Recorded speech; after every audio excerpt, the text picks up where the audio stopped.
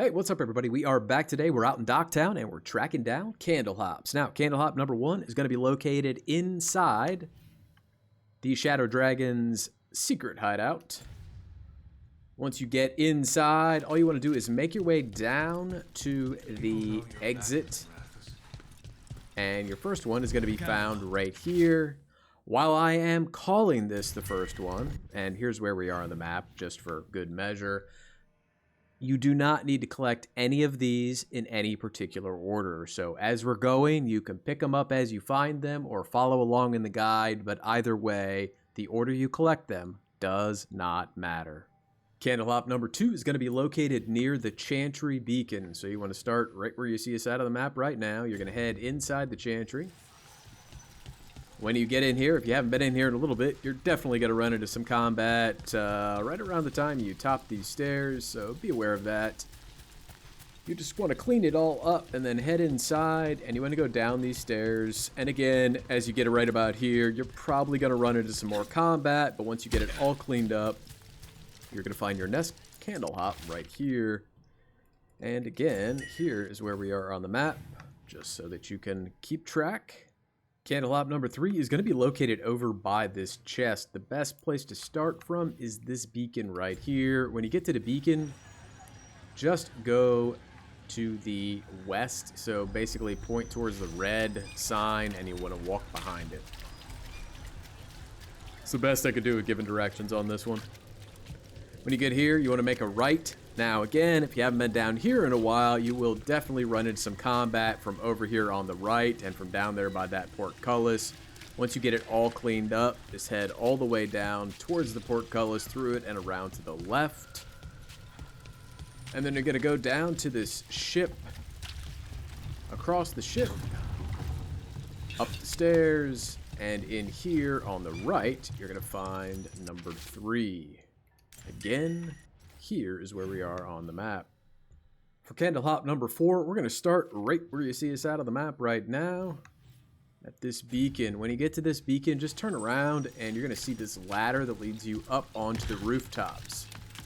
Up the ladder and around the corner here, you're going to go down all the way across and you're going to jump across onto this other roof. Now when you get to this other roof, you are most definitely going to find some combat up here, so be prepared that when you land, things are going to ambush you. Once you get those cleaned up, head around the corner, drop down off the building, and you're going back here by this door, and you're going to find Candlehop number 4. And specifically, here's where we are on the map.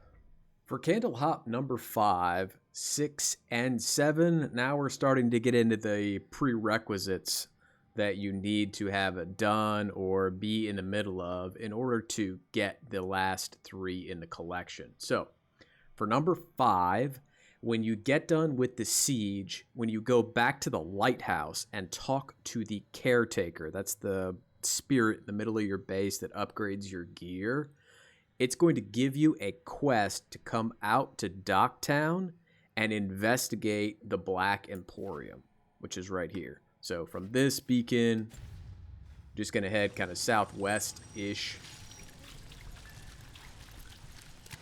And around the corner here, and inside, you'll find the Black Emporium. And over on the right, you will find your Candlehop. That will give you number 5. Again, here's where we are on the map.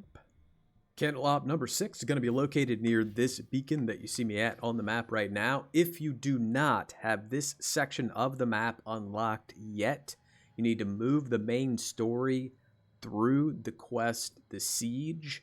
And once you get through the Siege quest, you will interact with Nev, and she is going to give you a quest called the Cobbled Swan Case. When you do the Cobbled Swan Case, it will naturally unlock this area of the map and send you over here. When you do get over here, though, you're going to find your Candlehop over here on the right behind this gate. So throw the lever. It will lift this portcullis. And then what you want to do is head in here, throw this lever. And then as it goes up, you want to watch for this to become available. and use Rook's ability on that. And then throw the switch one more time. And inside you will find Candlehop number 6. Again, here is where we are on the map.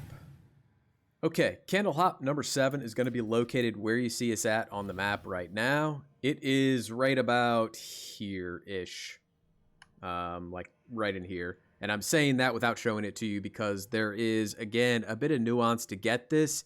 And I can't guarantee how this works exactly if you have skipped side quests. So let me explain to you how I think it works. I'll give you all the variables to the equation, and you may have to put them together in your own game however they fit. So there is a point after you choose to side with Docktown or you choose to side with Treviso where you come back out to Docktown. It doesn't matter who you sided with. And when you come over here in this area, there is a gray warden on the ground that gives you a quest. There's an exclamation mark on the map. You can't like miss it. And it is called Cornered in the Catacombs. When you get that quest, it's going to send you down to this docks area, and it's going to open up a gate that is right here that was previously closed to you and allow you to get into this area. Okay, that's one part of this that may or may not be relevant. I just don't know. The other part is that you need to do the Cobbled Swan case, which you did out here, right? You did that in order to get the last one. So once the Cobbled Swan case is done, if you come back out to the end of Docktown, at the end of the Cobbled Swan case, it takes you back to the lighthouse, right? So if you come back to Docktown, there are going to be 2 new exclamation points on your map. There's going to be one here, which is irrelevant, and there's going to be another one right here. When you go here and interact with this one, it's going to be like a notice board, and it's called Out of Tune. That's the quest, kind of like when MC sings. When you interact with it, you may have to interact with it a few times, back off, dance around, do the waiting dance. Eventually, the quest will kind of log for you. It seemed to take a long time to actually put me on the quest once I interacted with the board. But once you do get on the quest and start doing it, it will eventually lead you over here near this beacon, and it will make this ladder come down. That ladder is the key in order to get this last Candlehop. If it's up, you can't get to it. So we'll go up here and grab the last Candlehop. So this will be number 7. And it says, back with Shadow Friends, where our message first found you. This is misleading. This is literally just telling you to go back to the Shadow Dragon's base. You do not have to go back to the place where you picked up your first Candlehop message. For a lot of people, the first time you interact with a Candlehop is not in the Shadow Dragon's base. It's in the Chantry.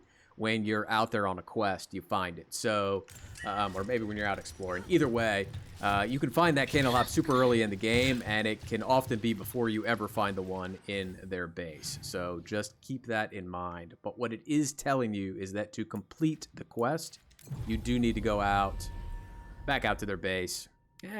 Maybe it's not. I don't want to call it a quest. But either way, in order to finish it and get the loot, how about that? You got to head back out to their base. Head through here, and when you're right here in their base, you're going to find one final Candlehop. Interact with that. It's going to drop the force field, the barrier, sorry. And we're going to go up in here, and you'll find a time-lost horde chest as your reward. So go ahead and open that up, and I can 100% guarantee you this is class specific. When I did it on my rogue, I got a bow. You say I just did it on my mage, I got a staff.